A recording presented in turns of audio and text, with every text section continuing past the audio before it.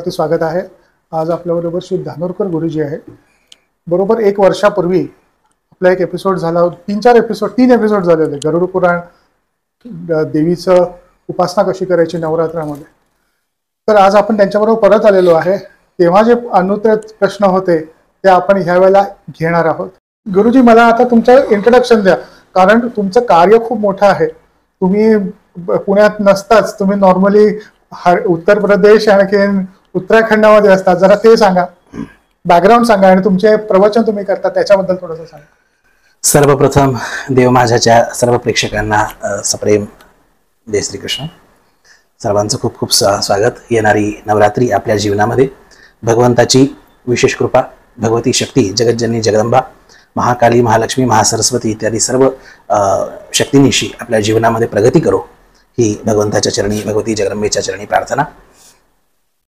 परिचय विशेष काही नाहीये, एक सामान्य साधक आहोत आणि वेद, शास्त्र, पुराण, दर्शन, वेदांत या सर्व विषयांचं अध्ययन करून समाजामध्ये सेवेसाठी विविध प्रकारचे ज्ञानयज्ञ करत असतो। त्याच्यामध्ये प्रामुख्याने श्रीमद भागवत सप्ताह, रामकथा, शिवपुराण, देवी भागवत, हनुमत कथा, गणेश पुराण, दत्तपुराण इत्यादी विविध पुराणांवरचे त्याच्या कथा, त्याच्या व्यतिरिक्त विशेष विविध विषयांचे स्फुट प्रवचन आणि सामाजिक विषयांमध्ये सुद्धा व्याख्यान इत्यादी, तर हे वेगवेगळ्या भागामध्ये केले जातं। आपण म्हणल्यासारखं संपूर्ण भारतभरामध्ये भ्रमण होत असतं।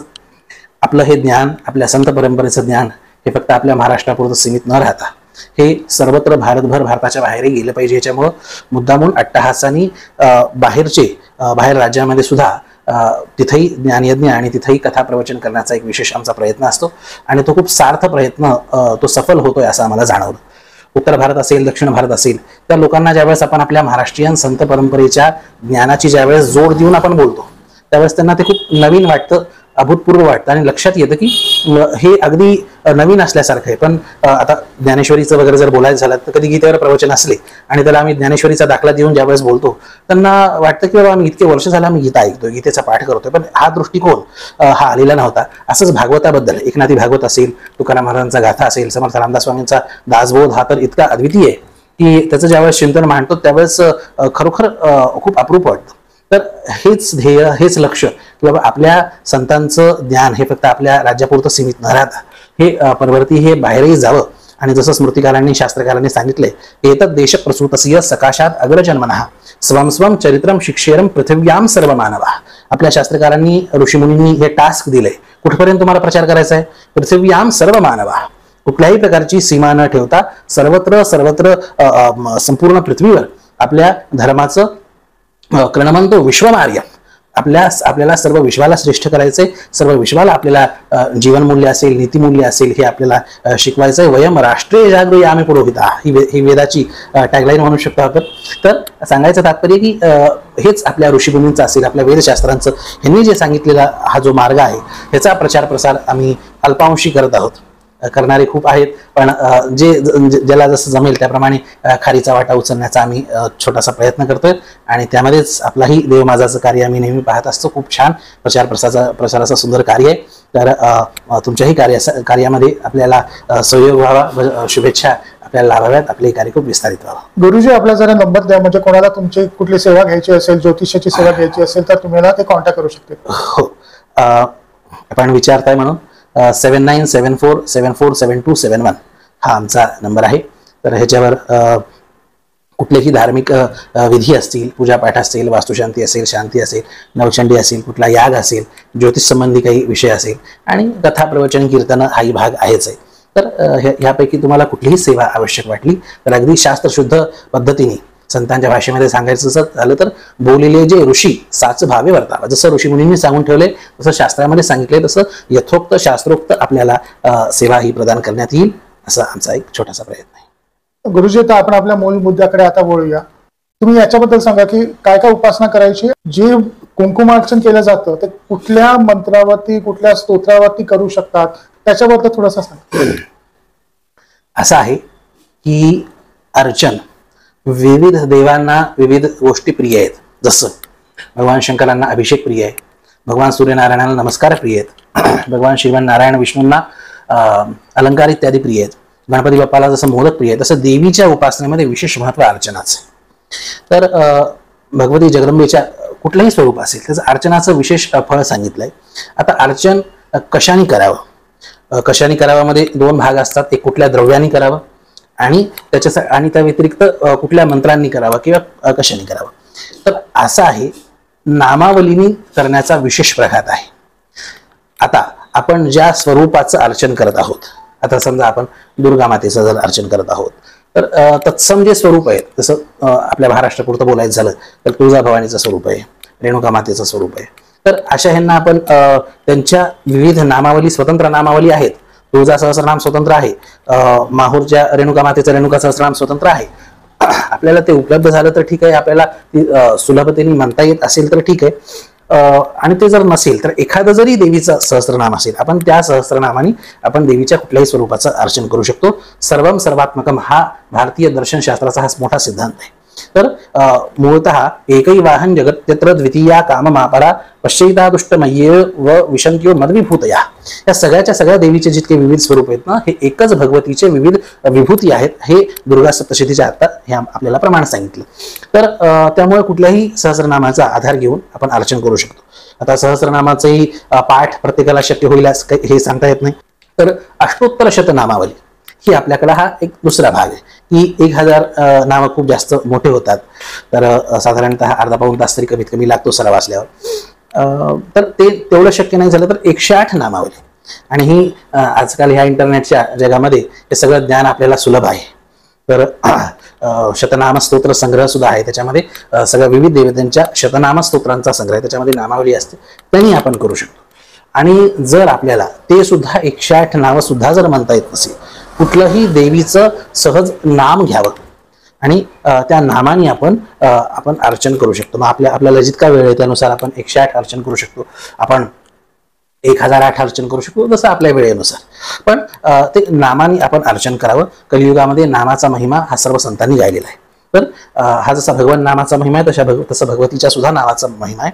तर आपण कुठल्याही नावाने आणि शक्य झाल्यास 108 किंवा सहस्रनामावलीने आपण अर्चन करू शकतो. आणि मंत्रांचा जो भाग आहे, तर मंत्रांना नियम असतात आणि नामाला नियम नसतात. या दोन गोष्टी आहेत, एक लक्षात घ्या. तर मंत्रांना त्याचा विधी आहे, त्याचं ते विधिवत आपल्याला प्राप्त झालं पाहिजे, त्याचं विधिवतच आपण अनुष्ठान केलं पाहिजे किंवा त्याच्या जे काही ज्याची प्रक्रिया असेल ती फॉलो केली पाहिजे. आपल्याला जर फळ शास्त्रामध्ये सांगितलेलं पाहिजे तर आपल्याला विधी सुद्धा शास्त्रात सांगितल्याप्रमाणे आचरणं गरजेचं आहे. फळ आपल्याला आपण अपेक्षा करणार शास्त्रामध्ये सांगितलेलं आणि विधी पालन करायच्या वेळेस म्हणणार नाही आमची भावना देव भक्तीचा भुकेला आहे, भावाचा भुकेला आहे. देव भावाचा भुकेला आहे कुणासाठी? जो परिपूर्ण निष्काम आहे. आपण परिपूर्ण निष्काम आहोत का? आपल्या विविध काही कामना असतात, आपल्या काही विविध इच्छा असतात, ज्यावेळेस आपण त्याच्या पूर्तीसाठी करतो त्यावेळेस जसं लॅबमध्ये असेल काही सायंटिफिक आपल्याला प्रयोग करायचे, तर जे जसं सांगितलं त्याप्रमाणेच ते केलं तरच तो पाहिजे तसा अपेक्षित रिझल्ट मिळतो. हीच बाब आपल्या शास्त्रीय कर्मकांड असेल, उपासनाकांड असेल, हे ह्याच्यामध्ये सांगितलेलं आहे. त्यामुळे विधीचं पालन करावं. मंत्रांना, स्तोत्रांना विधीचं बंधन आहे, पण नामाला विधीचं बंधन नाही. तर नाम ही अशी कलियुगामध्ये भगवंताची ही अशी एक दिव्य आपल्याला देण आहे की त्या आधारे आपण भगवंताची उपासना, त्यांचं अर्चन, पूजन सगळं काही करून आपण सर्व काही प्राप्त करू शकतो. गुरुजी, आता कसं होतं की नवरात्र आलेली आहे, त्याचबरोबर नवरात्रामध्ये आपल्या कुलदेवतेचं पण सेवा होऊन जाते. आता समजा आता माझी कुलदेवता शांतादुर्गा आहे, काही कोकणामध्ये स्पेशली कुलदेवता ग्रामामध्ये असलेली देवता असते, देशावरती ते 3.5 शक्तीपीठ आहे. तर मग यावेळेला हे देवीची मूर्ती आणून ठेवायची की फोटोवरती कुंकुमार्चन, हे जरा थोडं काही जणांना कन्फ्युजन आहे याचा, त्याच्याबद्दल थोडंसं सांगा. बघा, नियमानुसार पूजन हे कुठल्याही विग्रहामध्ये करायला सांगितले. अर्थात मग ती कुठल्या धातूची मूर्ती असेल किंवा अगदी पाषाणाचीही मूर्ती असेल तरी त्याच्यामध्ये त्याचं अर्चन पूजन करावं असं सांगितलेलं आहे. आता फोटोचा जो भाग आहे, चित्राचा जो भाग आहे, हा आपल्याला त्या भगवंताचं, त्या भगवतीच्या स्वरूपाचं ध्यान हे आपल्या मन बुद्धी चित्तामध्ये व्यवस्थित प्रतिष्ठित व्हावं म्हणून त्यासाठी आधार म्हणून त्या चित्राचा आधार घेतला जातो. तर तेही ठीकच आहे, पण ते मुख्य पूजनाचं मुख्य साधन म्हणून आपण त्याला नाही वापरू शकत. मुख्य पूजनाचं साधन ते अभिषेक असेल, अर्चना असेल, ह्याच्यासाठी धातुमयी असेल किंवा पाषाणमयी जी काही उपलब्ध मूर्ती आहे त्या मूर्तीचंच ग्रहण करणं हे शास्त्रसंमत हा पक्ष आहे. गुरुजी, याच्यामध्ये एक दुसरा प्रश्न येतो की एकतर मूर्ती असते किंवा आपल्याकडे श्रीयंत्र असतं. आता श्रीयंत्र मार्केटमध्ये वेगळ्या वेगळ्या किमतीला वेगळ्या वेगळ्या सायझेसचं, स्फटिकाचं मिळतं, पंचधातूचं मिळतं, असे पण मिळतात की त्याच्यामध्ये एकामध्ये एक असे जोडून तुम्ही स्क्रूड्रायव्हरने फिट करू शकता. श्रीयंत्र जर पूजनासाठी, कुंकुमार्चन किंवा अशा कुठल्या स्तोत्रासाठी वापरायचं असेल त्यावेळेला ते कसं असलं पाहिजे? नवरात्रीच्या उपासनेसाठी आपण विशेष नवरात्रीचं हे पहा, असं प्रत्येक धातूमध्ये अर्चन करण्याचं वेगवेगळं फळ सांगितलेलं आहे. पण सर्वसामान्यतः जर विचार केला तर श्रीयंत्र त्याचं पूजन अर्चन किंवा त्याची सेवा करण्याचं हेतू लोकांचा काय असतो? धनप्राप्ती हा सर्वसामान्य हेतू असतो लोकांचा. त्याचा मुख्य हेतू तो नाही आहे. श्रीविद्या हा एक शाक्त परंपरेतला खूप दिव्य विषय आहे आणि त्याचं भौतिक सुखाची प्राप्ती, धनाची प्राप्ती, लक्ष्मीची प्राप्ती हे त्याच्यामध्ये अगदीच म्हणजे नगण्य गोष्ट आहे. मुख्यतः भगवत स्वरूपासोबत ऐक्य होणं हे श्रीविद्येच्या क्रमामध्ये हे श्रीयंत्राच्या अर्चनाचं मुख्य फळ आहे. पण आजकाल लोकांचं ध्येय काय असतं की बाबा आपल्याला धनप्राप्ती आवक व्यवस्थित होत राहावी यासाठी ते श्रीयंत्राचं अर्चन करतात. ठीक आहे, कोणी सकामतेने जरी त्या एखाद्या भगवत स्वरूपाचं जर अर्चन करत असेल, त्याचं सेवन करत असेल तर काही गैर नाही. भगवंताने सुद्धा म्हणलंय, उदारा सर्व एवैते ज्ञानीत्वात्मैमयतम चतुर्विधा भजन्ते माम जना सुकृतनोर्जुन आर्तो जिज्ञासुर अर्थार्थी ज्ञानीच्या भरतर्षभ. उदारा सर्व एवैते ज्ञानीत्वात्मैमयतम असं भगवंतानी म्हणलेलं आहे. कोणी सकाम भक्त असेल किंवा निष्काम भक्त असेल, सर्वच उदार आहेत. त्यामुळे कोणी सकाम भक्तीने सुद्धा जर देवाचा अर्चन इत्यादी करत असेल तर त्याच्यामध्ये काही गैर नाही, ते सुद्धा करणं चांगलंच आहे असं भगवंताचं मत आहे. तर ज्यावेळेस आपण धनप्राप्तीसाठी हे करतो पूजन अर्चन इत्यादी, तर त्याच्यामध्ये प्रधानता स्फटिकाची आहे. आणि त्या व्यतिरिक्त आता असं असतं की बाबा ज्याला नित्यच विशेष अर्चन पूजन इत्यादी करायचं आहे किंवा तो विशेष श्रीविद्येमध्ये अधिकृत असा दीक्षित आहे, तर अशांना काही जण प्रवासात सुद्धा घेऊन जातात, काही त्याचं विशेष अर्चन करतात. आता ते जे श्रीयंत्र असतं त्याच्यामध्ये जितके काही आपल्याला कोण दिसतात त्या सर्व कोणांमध्ये एक एक देवता असते. तर जे त्याचं विशेष अर्चन इत्यादी करतात त्यांना काय असतं, आता हा खोलातला भाग आहे, हा वरवरचा भाग नाही, त्यांना एक एक कोपरा व्यवस्थित दिसला पाहिजे, त्याच्यावर व्यवस्थित त्याचं पूजन इत्यादी पूजन संतर्पण इत्यादी झालं पाहिजे. तर हे अपेक्षित असतं. तर त्या अशा वेळेस धातूचं अशा श्रीयंत्रामध्ये त्याचं पूजन अर्चन करणं हे जास्त श्रेयस्कर आहे. पण सर्वसामान्य ढोबळ ज्यांना नुसतं स्नानच घालून, ज्यांना फक्त गंध लावून ठेवून द्यायचं आहे आणि एक लक्ष्मी मातेचं काहीतरी असावं बाबा म्हणून ठेवायचं, त्यांना स्फटिकाचं वगैरे चालू शकेल. आणि ज्यांना विशेष पूजन अर्चन करायचं अशांनी धातू, मग पंचधातू असेल, रजत असेल, चांदी असेल किंवा अजूनही कोणाला जे जसं शक्य आहे त्याप्रमाणे करू शकतो. धातूच्या श्रीयंत्राचं अर्चन करण्यामध्ये हा एक लाभ आहे. खंडित व्हायचं किंवा भंगाची काही चिंता नसते. तर असं दोन्ही स्वरूप आहेत. पण कुठल्याही तुम्हाला आवडत्या स्वरूपामध्ये तुम्ही भगवती महालक्ष्मीची पूजन अर्चन करू शकता, त्याचं पूजन करू शकता, काही गैर नाही. आता याच्यामध्ये सांगा की भरीव पाहिजे की हॉलो चालेल? नियमानुसार भरीवच असं. नंतर एक प्रश्न की 9 दिवस आहे तर 9 दिवस करायचं की आपल्या कुलदेवतेचा दिवस असतो त्या दिवशीच करायचं, काय हे फक्त दसऱ्याच्या दिवशी करायचं? असं आहे, अधिकसी अधिकम फलम हा न्याय इथे लागू पडतो.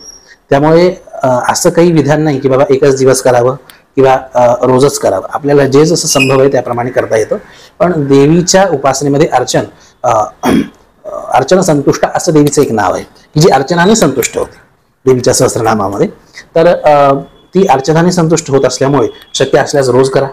आणि जर शक्य नसेल तर आपल्याला जितके 1 दिवस, 3 दिवस, 5 दिवस जे शक्य असेल तसं करू शकतात. आणि वेगवेगळ्या द्रव्यांनी सुद्धा करू शकतात. तसं कोणी कुंकुमानी करतं, कोणी 9 दिवसाची 9 वेगवेगळे द्रव्य ठेवतं. तर असं जे आहे ते कुठल्याही ह्यानी केलं जाऊ शकतं. आता बिहारला देवी भागवत होती मुंगेरला, तर तिथं प्रातःकाळी हे सगळे अनुष्ठान सुद्धा असायचे. तर तिथं 9 दिवस वेगवेगळ्या द्रव्यांनी, मग ते कुंकुमाचं तर अर्चना होतच 1 दिवस, पण 1 दिवस ड्रायफ्रुट्स असतील, 1 दिवस अजून काही असेल, 1 दिवस फळांचा असेल, 1 दिवस कमळ पुष्पांचा असेल, असं वेगवेगळे अर्चन हे करत होते. आपल्याला जे जसं शक्य आहे त्याप्रमाणे आपण विविध द्रव्य किंवा एकच द्रव्य अशा प्रमाणे आपण करू शकतो. रोजही करू शकतो आणि आपल्याला संभव दिवसांमध्ये सुद्धा करू शकतो. गुरुजी आता समजा कुंकुमार्चन केलं, काही जण अक्षरशः असा मोठा ढीग लावतात कुंकूचा. आता ते कुंकू स्पेसिफिकली हळदीचंच असलं पाहिजे, तुम्ही मार्केटमधलं मिक्स करायचं नाही, मिक्स वाला जे असतं ते आणायचं नाही, हे बहुतेक सगळ्यांना माहिती आहे. आता सांगा, हे जे कुंकू आहे ते आपल्या घरी पाहुणे येतात, जेव्हा कुठली एक स्त्री येते, तिला ते टिळा तिचा लावला चालेल का, त्याचा काय आहे? हो, ते तो अर्चनाचं जे कुंकू असतं किंवा अर्चनाचं जे काही द्रव्य असतं हे प्रसाद म्हणून असतं, तर आपण ते ग्रहण करू शकतो, आपण लावू शकतो, येणाऱ्या कोणाला आपण ते लावू शकतो. कोणी सश्रद्धा असेल तर त्याच्या अर्चित कुंकवाच्या आपण पुड्या करून आपण तसंही वाटू शकतो लोकांना. फक्त त्याची ज्याला आपण देतोय त्याच्याकडून त्याची अवमानना होणार नाही, ते काही हेळसांड होणार नाही, एवढा फक्त विश्वास असावा. तर तो देवीचा साक्षात प्रसाद असतो, त्याच्यामुळं ते धारण करायला, दुसऱ्यांना लावायला, दुसऱ्यांना प्रसाद म्हणून वाटायला काही हरकत नसते. गुरुजी, आता एक प्रश्न असा आला होता की नवरात्री आहे, श्री शक्ती आणि स्त्री शक्ती दोघांची उपासना केली जाते, तर कित्येक ठिकाणी असं असतं की पुरुष पूजा करतात आणि नंतर घरातल्या स्त्रियांच्यावरती ओरडतात. हे काय काय जणांना खरंच आवडत नाही, तर हे काय, त्याच्याबद्दल थोडंसं सांगा, एक्सप्लेनेशन द्या. देवी भागवतामध्ये हा विषय आलाय.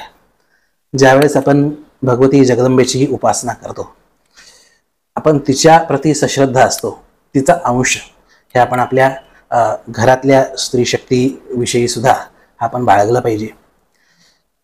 आपलं काही पुष्कळ गोष्टींमध्ये मतभिन्नता वगैरे असते, पण ह्याचा अर्थ हा नाही की आपण त्यांच्यावर ओरडावं वगैरे असं करू नये. हिंसेचे विविध प्रकार आहेत, त्याच्यामध्ये कायिक, वाचिक आणि मानसिक अशा 3 प्रकारच्या हिंसा यांचा त्याग करायला उपासना कालावधीमध्ये तरी सांगितलेलं आहे. नेहमी तुम्हाला जे जसं शक्य होईल ते तर ठीकच आहे, पण कमीत कमी अशा नवरात्री इत्यादी उपासना कालामध्ये तरी आपण आता पूर्वी साधक ह्याच्यामुळे अधिक मौन राहायचे. बाबा मौन राहिल्यावर सुंठे वाचून खोकला गेला आणि जास्त काही बोलायची आवश्यकताच पडणार नाही वगैरे, तेवढं आता प्रत्येकाला शक्य नसतं. पण ही आपण काळजी घ्यावी की आपण चिडू नये, ओरडू नये, कोणावरच ओरडू नये, आणि त्यातल्या स्त्रियांवर तर ओरडू नये. आणि असंही असतं की ज्यावेळेस तुमची उपासना परिपक्व होते त्यावेळेस ती नियती अशी असते की ती तुमची परीक्षा घेते. म्हणून पुष्कळ वेळेस चिडण्यासारखी ज्यावेळेस परिस्थिती येते, तसा प्रसंग घडतो, त्यावेळेस ही आपली परीक्षा आहे. हे लक्षात घेऊन आपली उपासना परिपक्व होत आहे हे लक्षात घेऊन ह्याला आपण शांततेने फेस केलं पाहिजे. आणि प्रत्येक स्त्रीमध्ये आपण भगवती जगदंबेचा अंश पाहिला पाहिजे. स्त्रिय समस्ता सकला जगत्सु, विद्या समस्ता तवदेवी वेदा, स्त्रिय समस्ता सकला जगत्सु असं सप्तशतीमध्ये सांगितलेलं आहे. आणि अजूनही म्हणलं की सौभाग्यात चेत किंचित दृष्टे ललनाजने तत्सर्वं तत्प्रसादेन तेन जाप्यमूलं शुभम. भगवतीचा अंश आहे, भगवतीचा प्रसार हा प्रत्येक स्त्रीला प्राप्त झालेला असतो. त्याच्यामुळे हे सुद्धा एक व्रत असतं की मी स्त्री शक्तीचा अपमान करणार नाही. हे सुद्धा आपण नवरात्रीमध्ये खूप जीवनामध्ये आचरण आणण्यासारखं एक आदर्श जीवन मूल्य असं हे व्रत आहे. आणि कन्यापूजन आपण जे करतो, सुवासिनी पूजन करतो, त्याच्याही पाठीमागचा हाच हेतू आहे की इथून तुम्हाला त्या स्त्री शक्तीचा प्रत्येक अवस्थेमध्ये असणाऱ्या स्त्री शक्तीचा सन्मान करण्याची तुम्हाला सवय लागली पाहिजे. मग ती बालरूपा असेल तरी तिचं पूजन सन्मान करण्याचं तुम्हाला सवय झाली पाहिजे. ती युवती असेल, ती सौभाग्यवती असेल तरी तिचं पूजन आणि आदर करण्याचं तुम्हाला सवय झाली पाहिजे. ती जर वृद्धा असेल, विधवा असेल, त्यांच्या सुद्धा विशेष पूजनाचं फळ सांगितलंय. तर कशी जरी असली तरी आदर दृष्टी, स्त्रीच्या प्रति आदर दृष्टी ही शास्त्रामध्ये आवश्यक सांगितली आहे. तुमच्या उपासनेच्या विशेष फलसिद्धीसाठी हे आवश्यक सांगितलंय. त्यामुळे हा नियम खूपच चांगला आहे आणि ही सावधानी आपण बाळगावी की कुठल्याही प्रकारे स्त्रीचा अपमान आपल्या घरातल्या असेल, बाहेरचा असेल, कधी होता कामा नये. ह्यानी देवीची विशेष कृपा तुम्ही सहन करताय ना, तुमची चूक नसतानाही तुम्ही सहन करा. लक्षात घ्या, ह्या बाकी कुणाच्या प्रसन्नतेसाठी नाही, साक्षात जगज्जननी जगदंबा तुम्हाला आशीर्वाद देते. त्याच्यामुळं सहनम सर्व दुःखानाम अप्रतिकार पूर्वकम चिंता विलाप रहितम सातिदीक्षा निगद्यते असं शास्त्रामध्ये सांगितलेलं आहे की तितिक्षा ही भगवतीची विशेष कृपा तुम्हाला प्राप्त करून देते. गुरुजी, शाप विमोचन विधी, न्यास, आणखीन किलक याच्याबद्दल थोडीशी माहिती द्या. आता आपण हळूहळू सखोल उपासनेचे प्रश्न करत आहात. असं आहे, ज्यावेळेस आपण एखादं नवरात्रीमध्ये आता हे विशेष साधक करत असतात, ढोबळमानाने देवीची पूजा करणं, अर्चना करणं हे तर आपलं चालूच असतं, कुलधर्म कुलाचार घटस्थापना करून. पण कुणाची विशेष इच्छा असेल की मला नवरात्रीचा कालावधी आहे तर मला एखाद्या मंत्राचा 1.25 लाख जप करून त्याचं पुरस्चरण करायचं आहे. कुणाचा जर संकल्प किंवा विचार असेल की मी सप्तशतीची नवचंडीचं अनुष्ठान मला करायचं आहे. काही काही साधक असे आहेत की शतचंडीचं सुद्धा अनुष्ठान करतात नवरात्रीमध्ये. दशतचंडीचं अनुष्ठान करायचं म्हणजे कमीत कमी रोज 14 तासाची तरी बैठक पाहिजे. रोज 10 पाठ केले तर ते 10-11 पाठ केले तर 9 दिवसामध्ये हे 100 पाठ पूर्ण होतात. कधी कधी तर 8च दिवसाची नवरात्र असते. तर सांगायचं तात्पर्य की ज्यावेळेस अशा विशेष उपासना आपण करतो तर त्यामध्ये विशेष काही शक्ती सन्निहित असते आणि त्या शक्तीचा गैरवापर होऊ नये यासाठी ते जे अनुष्ठान आहेत, ते जे मंत्र आहेत, ते जे स्तोत्र आहेत, ते जे विधी आहेत ह्या किलीत करून ठेवण्यात आलेले आहेत. किलीत म्हणजे काय की बाबा त्याला कुलूप लावलेलं आहे. मग ते उत्किलित करण्याचे काही विशेष नियम आहेत. ते म्हणजे एकतर गुरु परंपरेने तो विधी, ते मंत्र, ते ज्ञान, ती प्रक्रिया ही प्राप्त करून घेणे चांगल्या गुरूंच्या कडून, परंपरेच्या गुरूंकडून. आणि त्यानंतर नियमांमध्ये राहून त्याच्यासाठी आता प्रत्येक उपासनेसाठी काही विशेष नियम सांगितले. मग ती सर्वसामान्यातल्या सामान्य नामाची उपासना असो की सर्वोच्च मंत्रतंत्रांच्या उपासना असो, प्रत्येकासाठी काहीतरी विशेष विधी, आपल्या भाषेमध्ये बोलायचं तर काहीतरी संविधान आहे, काहीतरी त्याची एक चौकट आहे. तर त्याचं पालन केलं पाहिजे. आणि आता शाप विमोचन म्हणजे काय, ते जे किलीत ती जी प्रक्रिया आहे ती उघडण्यासाठी, त्याचं संपूर्ण फळ प्राप्त होण्यासाठी काही विशेष मंत्रांचा पाठ केला जातो. तर त्याला उत्किलन म्हणतात. मग ते सप्तशतीचं उत्किलन असो, मग ते गायत्रीचं उत्किलन असो, मग ते अन्य विविध मंत्रांचं उत्किलन असो, तर हे विशेष आणि संपूर्ण फळ प्राप्त करण्यासाठी आहे. आता नवरात्रीमध्ये म्हणजे उत्किलन करतात हे सप्तशतीच्या त्या पाठाचं संपूर्ण फळ प्राप्त होण्यासाठी केलं जातं.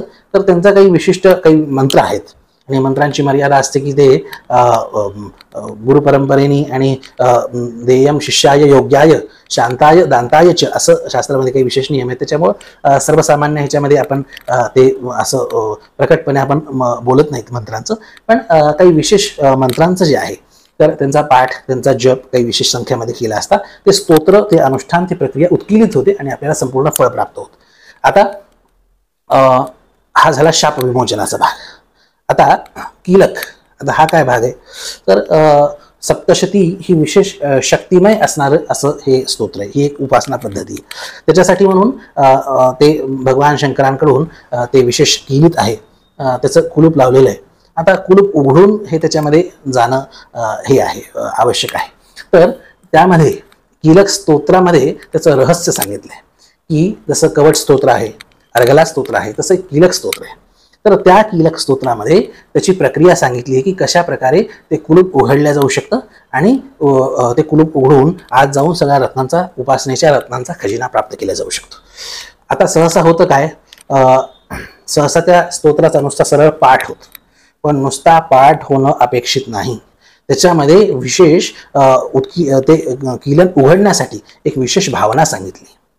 आणि ती भावना काय, ती भावना कोणी करत नाही, ते फक्त त्याचा पाठ करून मोकळे होतात आणि त्याच्यामुळं यथार्थ त्याचं फळही दृष्टिगोचर आपल्याला होताना दिसत. ती भावना म्हणजे काय, हे तुम्ही गुगलवर शोधा, यूट्यूबवर शोधा, पूर्ण सोशल मीडियावर कुठेही मिळणार नाही असे विषय आज आपल्याला देवमागाच्या माध्यमातून आपल्याला उपलब्ध होत आहेत.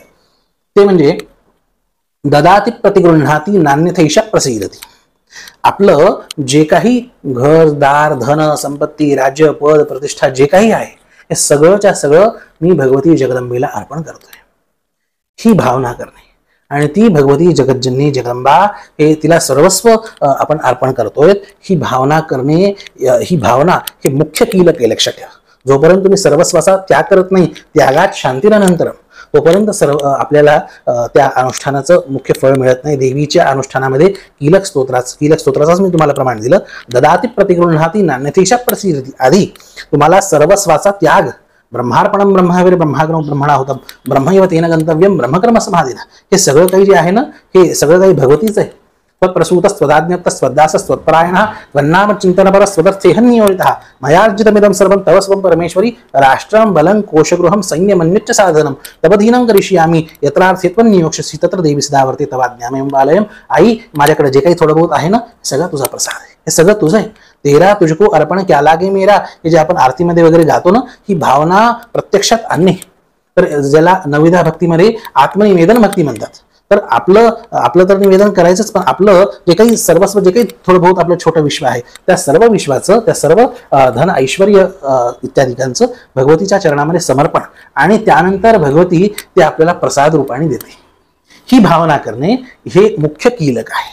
ह्या भावनेसोबत ज्यावेळेस सप्तशतीचा पाठ केला जातो, नवचंडी अनुष्ठान केलं जातं किंवा शतचंडी अनुष्ठान जे काही केलं जातं ते उत्कीलित होऊन ते तुम्हाला संपूर्ण विशेष फळ प्राप्त करतं. अशी त्याची गुप्त आणि कुठेही प्रसिद्ध नसलेली अशी प्रक्रिया आहे. न्यासबद्दल थोडंसं सांगा ना. न्यास ही आपल्या मंत्रशास्त्र उपासनाशास्त्रामधली एक खूप विशिष्ट प्रक्रिया आहे, ज्याने साधक हा देवरूप होतो, देववत होतो आणि देवो भूतवा यजे देवम असा जो सिद्धांत आहे की आधी देवरूप व्हावं आणि देवरूप होऊन मग भगवंताच्या उपासनेमध्ये आपण रुजू व्हावं. आधी आपल्यामध्ये देवाचा अंश हा प्रत्येकामध्ये आहेच, पण तो जागृत करावा आणि त्याच्यानंतर ज्यावेळेस आपण भगवंताची उपासना करतो त्यावेळेस ही संपूर्ण आपल्याला विशेष फळ प्रदान करते. तर न्यास ही अशी प्रक्रिया आहे की विविध मंत्रांचं, विविध बीजांचं उच्चारण करून त्या मंत्रांसोबत, त्या बीजांसोबत आपल्या शरीराच्या विविध अवयवांना स्पर्श करून त्या मंत्रांच्या शक्ती, त्या बीजांच्या शक्ती ह्या आपल्या शरीरामध्ये स्थापन करण्याच्या प्रक्रियेचं नाव न्यास आहे. आपल्याला अवघड वाटेल आजकाल, पण हे खूप सरळ आहे. फक्त सवय न राहिल्यामुळे हे अप्रसिद्ध आहे. पण ह्याच आपल्या विद्यांना घेऊन जपान असेल, चीन असेल, हे सगळीकडं ह्याचा प्रचार प्रसार होऊन रेकी असेल किंवा अन्यान्य जे काही विद्या असतील, ह्या सगळ्या न्यासामधून निघालेल्या विद्या आहेत. ह्या आता ज्या प्रक्रियांचं मी नाव घेतलं रेकी वगैरे, ह्याच्यामध्ये काय असतं, वेगवेगळ्या अंगांमध्ये तुम्हाला भावना करायला लावतात आणि त्याच्यामधून मग जे काही तुमचं रोगाचं असेल किंवा अजून कशाचं निदान असेल हे करायला लावतात. आपल्या न्यासांमध्ये काय आहे, तीच प्रक्रिया मंत्रांसहित आहे. मंत्रांसहित आणि प्रत्यक्ष शरीराच्या विविध अवयवांना स्पर्श करून ती दिव्य चेतना शक्ती, मंत्रशक्ती आपल्या शरीराच्या विविध अवयवांमध्ये स्थापित करण्याची विशेष प्रक्रिया म्हणजे न्यास आहे. न्यास केले असता एक एक छोट्या छोट्या न्यासांचं इतकं दिव्य फळ आहे की काय सांगावं. आपल्याकडे हे जे 51 अक्षर आहेत, 52 अक्षर, अकारापासून ते ज्ञकारापर्यंत अमंत्रम अक्षरं नास्ति, यांचे सुद्धा शरीरामध्ये न्यास होतात. ज्यावेळेस विशेष उपासना पद्धती असते कुठल्याही देवाची, मग ते देवीची असो, भगवान विष्णूंची असो, भगवान शंकरांची असो, त्याच्यामध्ये मातृका न्यास, कारण की ह्या सगळ्या अक्षरांना मातृका म्हणलंय बरं. हे सुद्धा देवीचं एक विशेष स्वरूप आहे. ही जी लिपी आहे ना, देवनागरी लिपी, ही फक्त सामान्य व्यवहार साधण्याची, व्यवहार चालवण्याची ही काम चालव अशी ही लिपी नाही आहे, तर ही मंत्रात्मक लिपी आहे, ही शक्त्यात्मक लिपी आहे. एक एक अक्षर ह्याच्यामध्ये कुठलंही मंत्र रहित नाही, मंत्रयुक्त असं अक्षर आहे. तर त्यांची सुद्धा शरीरामध्ये स्थापना असते की बरं हे तर आहेच, हे तर आपल्या शरीरामध्ये असतं का, साधकामध्ये देवत्व जागृत व्हावं. ज्यावेळेस आपण मूर्तीची प्राणप्रतिष्ठा करतो त्यावेळेस त्या प्राणप्रतिष्ठेमध्ये त्या मूर्तीमध्ये सुद्धा विविध मंत्रांचे न्यास करून स्थापना केली जाते. तर न्यास म्हणजे शक्तीची स्थापना, न्यास म्हणजे प्रतिष्ठा. आता शक्तीची प्रतिष्ठा, चेतनेची प्रतिष्ठा, ह्या प्रक्रियेचं नाव न्यास आहे. आणि कुठल्याही उपासनेच्या आधी ज्यावेळेस तुम्ही न्यास करता त्यावेळेस त्याचं विशेष फळ हे आपल्याला प्राप्त होतं, असं त्याचं महात्म्य आहे. गुरुजी हे सहसा तुम्हाला असं करताना दिसतात की हृदयाय नमः, शीर्षे स्वाहा, शिखाय वषट, कवचाय होम, नेत्रत्रयांशट असं फिरवून टाळी वाजवतात वगैरे. तर हा एक स्थूल षडंग न्यास नावाचा ही एक प्रक्रिया आहे. पण ह्याच्या व्यतिरिक्त तत्वन्यास, अक्षरन्यास, बीजन्यास, एकादशन्यास, महान्यास, षोडान्यास असे कलान्यास, अशा पुष्कळ न्यासांच्या प्रक्रिया आहेत. जितके न्यास शरीरावर होतात तितकं ते शरीर स्थूल राहत नाही, ते दिव्य होतं आणि उपासनेचं देवत्व जागृत होतं, देवत्व आपल्यामध्ये उतरतं. ही महिमा न्यासाची आहे. गुरुजी याच्यामध्ये सांगाय की संथा घेणे आवश्यक आहे का, आणि संथा म्हणजे काय, म्हणजे खूप जणांना संथा माहितीच नाही काय. आता मी जसं म्हणलं, नामाला नियम नाही पण मंत्राला नियम आहेत. ज्यावेळेस एखादा तुम्हाला मंत्राचा जप करायचा असतो किंवा मंत्रात्मक असणाऱ्या दिव्य स्तोत्राचा सुद्धा जप करायचा असतो त्यावेळेस ते गुरुमुख करणं आवश्यक आहे. अर्थात कुठल्याही योग्य वैदिक गुरुजींकडून आपण ते एकदा ऐकावं. ज्यावेळेस आपण परंपरेने ऐकतो त्यावेळेस ते गुरुमुख होतं, त्याला संथा घेणं असं म्हणतात. तर आपण ते ऐकावं, आपण ते म्हणावं आणि आपलं उच्चारण शुद्ध आहे की नाही हे पाहावं, ह्याला संथा घेणे असं म्हणतात. तर ज्यावेळेस आपण मंत्रात्मक एखादा अनुष्ठान करत असतो त्याच्यामध्ये संथेची आवश्यकता असते. संथा घेणे म्हणजे त्याचं प्रशिक्षण घेणे थोडक्यात. आणि ज्यावेळेस आपण नामाचा जप करतोय त्यावेळेस त्याला नामाच्या जपाला कुठलाही नियम नाही. इतकंच काय, ज्यावेळेस आपण सरळ छोटी स्तुती करतोय, आपण स्तवन करतोय, त्याच्यामध्येही संथेची गरज नाही. अंबे एक करी उदासन करी भक्तासी हाती धरी इत्यादी आपण स्तुती, हे आता हे तर प्राकृत स्तुती आहेत, पण संस्कृतच्या सुद्धा स्तुती देव्या क्षमापण स्तोत्र, त्याचा अर्थ वाचला की इतका सुंदर त्याचा भाव आहे. कुपुत्रो जायेत क्वचिदपि कुमाता अनुभवती, कोणालाही त्याचा पाठ करावा असा वाटतो. तर असे जे साधी प्रार्थना जे आहेत, अशा प्रार्थना ह्या गुरुमुख नाही केल्या तरी चालेल, संथा नाही घेतली तरी चालेल, आणि त्याच्यामध्ये थोडंबहुत काही शुद्धी अशुद्धी जरी राहिली तरी हरकत नाही. पण जे विशेष मंत्र आहेत, सप्तशती इत्यादी जे महास्तोत्र ज्याला म्हणलंय, तर असे हे जे दिव्य अनुष्ठानात्मक जे प्रकरण आहेत ते मात्र संथा घेतले पाहिजेत, ते मात्र गुरुमुख केले पाहिजेत. गुरुजी, देवी तत्व आणि सद्गुरू जेव्हा बघतो तर दोन्ही ऑलमोस्ट सारखेच आहेत. अगदी बरोबर आहे. म्हणूनच सद्गुरूला आपल्याकडे महाराष्ट्रात विशेष करून ह्याच भावाचा आदर करून सद्गुरूला माऊली म्हणण्यात आलं, की मातेचा भाग, मातेचं वात्सल्य, मातेचं जे पालन पोषण करण्याचं जे सामर्थ्य आहे, जी तळमळ आहे, ती सद्गुरूंमध्ये जाणवते, की त्या शिष्याचं, त्या साधकाचं हे पालन पोषण झालं पाहिजे, त्याची उपासना, त्याची पारमार्थिक उन्नती, त्याचं पारमार्थिक जीवन हे समुन्नत झालं पाहिजे. त्याच्यामुळं सद्गुरूमध्ये आई आहेत आणि वडीलही आहेत. इतकंच काय, सद्गुरू एक असं विशिष्ट पद आहे की त्याला सगळ्या जबाबदाऱ्या स्वीकाराव्या लागतात. आता आपण प्रसिद्ध श्लोक म्हणतो गुरुवंदनेमध्ये, गुरुर्ब्रह्मा गुरुर्विष्णू गुरुर्देव महेश्वरः गुरु साक्षात परब्रह्म तस्मै श्री गुरवे नमः. ह्याच्यामध्ये गुरु ब्रह्मा विष्णू महेश आहेत, हा तर एक भाव आहेच, पण संतांनी, आचार्यांनी त्याच्यामध्ये एक विशिष्ट रहस्याचा भाव सांगितलाय, की ब्रह्मदेवाचं कार्य काय, उत्पत्ती करणे, भगवान विष्णूंचं कार्य काय, पालन करणे, भगवान रुद्रांचं, शंकरांचं कार्य काय, संहार करणे. तसं गुरूंना या जबाबदारी साधकाच्या प्रती सुद्धा वापराव्या लागतात, की साधकामध्ये योग्य पारमार्थिक बीजाची सृष्टी करणे हे गुरूंचं काम आहे. त्यावेळेस ते ब्रह्मा असतात. त्या बीजाचं संगोपन करून त्याचं पारमार्थिक जीवन समुन्नत करणे त्यावेळेस ते भगवान विष्णू असतात. आणि अनावश्यक गोष्टी, ज्या काही आलस्य, प्रमाद किंवा जे काही परमार्थामध्ये अनावश्यक गोष्टी, दुराचार असेल, अनाचार असेल, हे जे साधकाच्या जीवनात असतो ह्याचा संहार करतात त्यावेळेस ते भगवान शंकर असतात. तर सद्गुरू हे ब्रह्मा विष्णू महेश हे माऊली आहेत, गणपती बाप्पा आहेत. तर असं सर्व देवात्मक, सर्व देवमय गुरु असं शास्त्रामध्ये वचन आलेलं आहे. तर जे योग्य परंपरेने असे जे सद्गुरू असतात ते आपल्या शास्त्राप्रमाणे जीवन जगून शिष्यांचं कल्याण करतात. असे विशेष सर्व देवमय तर असतातच, पण विशेष करून मातेची करुणा ही विशेष असते. आता शास्त्रामध्ये असं आलेलं आहे की शिवे रुष्टे गुरुस्त्राता गुरुवृष्टे न कश्चन. जर देव नाराज झाला तर सद्गुरू हे देवाची नाराजगी दूर करतात, पण गुरु नाराज झाला तर देव सुद्धा रक्षण करत नाहीत, असं एक वचन आलेलं आहे. पण शास्त्रामध्ये हे आलेलं आहे की जे वास्तविक गुरु आहेत ना, हे खरे सद्गुरू आहेत ना, ते वरून जरी ते नाराज असले किंवा तुमच्यावर रागवलेले जर दिसत आहेत, तरी ते आतून कधीही तुमच्यावर रागवत नाहीत. ते आतून कधीही शिष्यावर ते क्रोध करत नाहीत. तोच खरा सद्गुरू. ते शिष्यामध्ये सुद्धा आपल्याला स्वतःला पाहतात. सगळीकडे जो ज्ञान संपन्न आहे, जो तत्वज्ञान असेल, आत्मज्ञान असेल, ब्रह्मज्ञान संपन्न असा जो महात्मा असेल, तो सगळीकडे भगवंताचा अंश पाहतो, तर तो शिष्यामध्ये पाहणार नाही. तर आणि शिष्यामध्ये अपूर्णता आहे म्हणून तर त्यांनी गुरु केलाय, या गोष्टीची जाण असते. त्याच्यामुळे तो वरवर जरी कधी क्रोधित दिसला तरी आतून मात्र कधी हे छोटे छोटे जे हीन भावना, प्रतिस्पर्धा असेल, मात्सर्य असेल, ह्या कधीही क्रोध असेल, हा कधीही असा बसून राहत नाही त्यांच्या जीवनामध्ये. हे सुद्धा एक सद्गुरूचं एक लक्षण आहे. तर सांगायचं तात्पर्य की माऊलीचं हृदय, त्याच्यामुळे सद्गुरूंना माऊली म्हणलं जातं. ज्ञानोबा माऊली हे असेच आहेत. त्याच्यामुळं ज्ञानेश्वर महाराजांना विशेष माऊली हे संबोधन केलं जातं. प्रत्येक सिद्ध सद्गुरूंना आपण माऊली म्हणतो, कारण की देवीच्या त्या एक वात्सल्याच्या, मातेची प्रधानता ही सद्गुरू तत्वामध्ये विशेष आहे. जे नवरात्रीमध्ये देवी बसवतात, देवीचे घट बसवतात आणि पूर्ण फोकस देवीवरती असतो, मग बाकीच्या देवांचं काय? असं आहे, बाकीच्या देवांचं पूजन करावं आणि घट जो बसवतो तो त्याच्यामध्ये देवीची प्रधानता आहे, देवीचा घट बसवावा आणि तोच स्थापित असावा. बाकीची देवतांची ही नित्याप्रमाणे पूजा करत राहावी असा नियम आहे. आता काही काही ठिकाणी काय आलस्यवश असेल, प्रमादवश असेल किंवा अजून काही आता जे काही कारण असेल ते असेल, त्याच्यामध्ये नवरात्रीमध्ये कुठल्याच देवांची पूजा करत नाहीत, असंही काही काही यांच्यामध्ये प्रघात आहे. पण आता स्थानाप्रमाणे परंपरा बदलत जातात.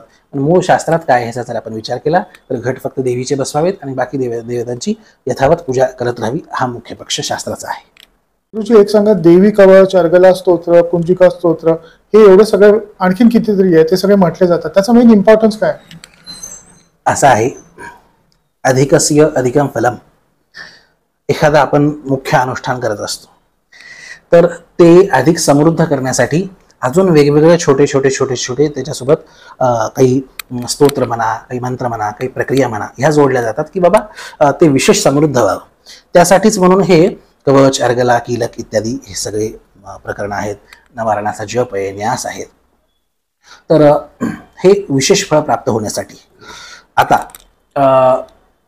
सगळ्यात पहिल्यांदा आपण कुंजिका स्तोत्राचं आपण उदाहरण घेऊया की काही संभ्रम असे आहेत, काही शंका अशा आहेत की त्या एखाद्या राज्यापुरत्या नाही, अख्ख्या भारतातच राष्ट्रीय संभ्रम असं आपण गमतीने म्हणूया. तर असाच संभ्रम एक कुंजिका स्तोत्राबद्दल आहे की कुंजिका स्तोत्राच्या त्याचा जर पाठ केला तर संपूर्ण सप्तशतीच्या पाठाचं फळ प्राप्त होतं, सप्तशतीचा पाठ करायची गरज नाही. हा एक मोठा संभ्रम लोकांमध्ये. कुंजिका स्तोत्रामध्ये जे म्हणलेलं आहे, कुठल्याही विषयाचा, कुठल्याही शास्त्राच्या पंक्तीचा अर्थ कसा लावावा ह्याची एक प्रक्रिया आपल्या मीमांसा शास्त्रामध्ये आलेली आहे. उपक्रमोपसंहार अभ्यास पूर्वता फलम अर्थवादोपपत्तिश्च लिंगम तात्पर्य निर्णय, ह्याला षड्विध लिंग तात्पर्य निर्णय असं म्हणतात. 6 गोष्टींचा विचार करून मग त्या वाक्याचा काय अर्थ आहे हे लावलं जातं. आता कुंजिका स्तोत्रामधली एक पंक्ती की कुंजिका पाठमात्रेण दुर्गा पाठफलन लभेत, या एका पंक्तीला धरून इतका त्याचा स्तोम माजवण्यात आलं की बाकी कुंजिका स्तोत्राचा पाठ केल्यावर सप्तशती पाठ करायची गरजच नाही. म्हणून पुष्कळ ठिकाणी कुंजिका स्तोत्राचे 108 पाठ, कुठं 1000 पाठ, कुठं 1,00,000 पाठ असं अनुष्ठान केलं जातं. पण हे असं हे शास्त्राचा पुढचा मागचा त्याचा संदर्भासहित विचार केला असता हे बरोबर नाही आहे. त्या पंक्तीचा एवढाच अर्थ आहे की कुंजिका स्तोत्राचा जर पाठ केला तर तुम्हाला मूळ सप्तशती जी 13 अध्यायाची, ती 700 श्लोकांची, त्याच्या व्यतिरिक्त तुम्हाला बाकीचं हे जे काही कवच, अर्गला, कीलक किंवा न्यास आहे वगैरे हे तुम्हाला बाकी अंगभूत काही करायचं गरज नाही. पण मूळ सोडता येणार नाही. 700 श्लोकांची जी सप्तशती आहे, 13 अध्यायांची जी सप्तशती आहे ती सोडता येणार नाही. त्याच्यासोबत एकट्या कुंजिका स्तोत्राचा जरी पाठ केला तरी तुम्हाला ते तुमचा पाठ अर्धवट राहणार नाही, तो परिपूर्ण मानला जाईल. एवढाच त्याचा अर्थ आहे. आणि हे पूर्वी त्याच्यामध्ये आलेलं आहे. न कवचन नार्गला स्तोत्रम कीलकन्न रहस्यकम न सूक्तन्नापि ध्यानंच नन्यासोनच वार्चनम असं कुंजिका स्तोत्रामध्ये सुरुवातीलाच आलेलं आहे. पण त्याचा अर्थ नीट न समजल्यामुळे हा संभ्रम उत्पन्न झाला. आता पुढचा प्रश्न हा होऊ शकतो की बाबा मग कुंजिका स्तोत्राच्या मूळ सप्तशती 13 अध्याय 700 श्लोकांच्या सप्तशती सोबत जर कुंजिका स्तोत्राचं जर पठण जर केलं तर परिपूर्ण फळ मिळतंय. मग बाकीचे हे अनुष्ठान करायचेच कशाला, बाकीचा ह्यांचा पाठ करायचाच कशाला, कवचाचा पाठ करायचा कशाला, अर्गला स्तोत्राचा पाठ करायचा कशाला. तर ह्याचं विशेष कारण आहे. परत तेच म्हणेल, अधिकसी अधिकम फलम. तुम्हाला सप्तशतीचा पाठ हा पूर्ण मानला जाईल कुंजिका स्तोत्राचा पाठाने 13 अध्यायांसोबत 700 श्लोकांच्या सोबत. पण कवच ह्या स्तोत्राचं स्वतंत्रहीच फळ आहे, ते तुम्हाला मात्र मिळणार नाही. ते तुम्हाला स्वतंत्र फळ सुद्धा मिळून तुमचा पाठ, तुमचा अनुष्ठान हे विशेष समृद्ध होण्यासाठी म्हणून त्याचा पाठ जर केला तर त्याचं जे कवचाचं जे स्वतंत्र फळ आहे हे तुम्हाला विशेष मिळेल. आणि खूप दिव्य आहे की पदमेकन्न गच्छेतु यदिच्छेत शुभात्मनः कवचेनावृतो नित्यं यत्र यत्र गच्छति तत्र तत्रार्थ लाभश्च विजयः सर्वकामकः येन चिन्तयते कामं तं प्राप्नोति निश्चितं परमेश्वर्यमतनं प्राप्स्यते भूतले पुवान निर्भयो जायते मर्त्य संग्रामेश्वर पराजितः. अशी लांबलचक त्याची फलश्रुती आहे. ती जी त्या स्तोत्राची जी वैयक्तिक फलश्रुती ती तुम्हाला मात्र कुंजिका स्तोत्राचा पाठ करून तुम्हाला कवचाची फलश्रुती नाही मिळणार. तर त्याच्यामुळं सर्वांसहित ज्यावेळेस आपण पाठ करतो त्यावेळेस हे विशेष समृद्ध होतं. अर्गला स्तोत्रामध्ये असं आहे, प्रत्येक श्लोकाच्या शेवटी रूपं देहि जयं देहि यशो देहि विश्वजहि असं म्हणण्यात येतं का, हे भगवती मला छान रूप दे, मला सर्वत्र विजय दे, मला सर्वत्र यश दे, जे कार्य करेल त्याच्यामध्ये मला यश दे. आणि जे कोणी मला जळणारे असतील किंवा अजून काही असतील, यशो देहित विश्वजही, तर त्यांच्यापासूनही माझं संरक्षण कर. किंवा आपलं जे नेहमी आपलं जे नाश करतात ते काम, क्रोध, लोभ, मोह, मद, मत्सर इत्यादी जे सगळे विकार आहेत यांचा नाश कर. आता हे ज्या दिव्य स्तोत्रामध्ये प्रत्येक श्लोकामध्ये म्हणण्यात आलेलं आहे त्याचं जे विशेष फळ आहे ते मात्र ते मिळावं ह्याच्यासाठी म्हणून त्या सर्वांसहित जे आहे हे सप्तशतीचा पाठ करणं हे विशेष समृद्ध आहे. आणि मग कवच, अर्गला, कीलक, तसंच देवी सूक्त आहे, तंत्रोक्त वेदोक्त देवी सूक्त आहे, शाप विमोचन आहे, कीलक आहे, हे सगळं करणं हे आपल्याला विशेष त्या उपासनेला किंवा कुठल्याही उपासनेला समृद्ध करण्यासाठी हे विशेष उपयुक्त आहे. हाही प्रश्न विचारला होता की शाप विमोचन हे आता आपण सप्तशतीचं बोलतोय पण इतरही स्तोत्रांमध्ये असतं. विष्णू सहस्त्रनाम असेल किंवा अजून विविध स्तोत्रांमध्ये आहे. आता त्याच्या खोलामध्ये आपण जाणार नाहीत, वेळ आपल्याला कमी आहे. पण हे जे आहे हे अधिक फळ प्राप्ती होण्यासाठी आहे. पण हे जरी सुटलं, हे जरी कुणाला शक्य नसेल आणि मुळाचा जरी श्रद्धेने भावनेने जर आपण पाठ केला तरी त्याचं फळ मिळतच असतं. नाही कल्याण कृत कश्चित दुर्गतीं तात गच्छति किंवा स्वल्पमप्यस्य धर्मस्य त्रायते महतो भयात, हे देवाचं वचन आहे. तुम्ही थोडंसं जरी देवाचं अनुष्ठान करताना ते वाया जात नाही. देवाच्यासाठी तुम्ही दिलेले 5 मिनिटं हे सुद्धा वाया जात नाही. त्याच्यामुळं एखाद्या ह्याच्या आपल्या वाचनामध्ये येतं की बाबा हे जर सोडलं तर ते निष्फळ होतं. निष्फळ होतं अर्थात कमी फळ प्राप्त होतं. निष्फळ हे काहीच होत नसतं, हा शास्त्रीय मुख्य सिद्धांत आहे. आणि संपूर्ण फळ हे समृद्ध फळ प्राप्त व्हावं, विशेष सखोल फळ प्राप्त व्हावं, ह्याच्यासाठी या सगळ्या अंगांसहित सप्तशतीचा पाठ हा षडंगांसहित सांगितला, अष्टांगांसहित सांगितला, दशांगांसहित सांगितला. तुम्ही जितके अंग वाढवाल तितकं त्याचं विशेष फळ असं सामान्य. आणि ज्याला जितकं शक्य असेल तितकं करावं, आणि शक्य नसेल तर जितकं आपल्याला व्यवस्थित करता येईल तितकं करून श्रद्धेने भावनेने देवाची उपासना करावी. देव फळ देतो. गुरुजी आता एक सांगा की हे जे झालं, पाठ झाले, स्तोत्र म्हणणं झालं सगळं, आता आपण याच्यातून आपण काय घ्यावं? कारण त्यावेळेला देवी तत्व पृथ्वी तलावरती आलेलं आहे.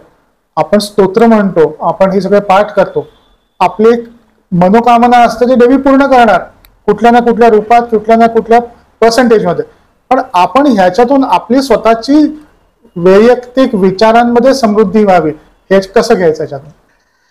हे पहा, आपण एक वैयक्तिक उपासनेचा जिथपर्यंत विषय आहे त्यामध्ये स्तुतीं कस्य न तुष्टये, स्तुती अशी गोष्ट आहे की कुणाला प्रसन्न करत नाही.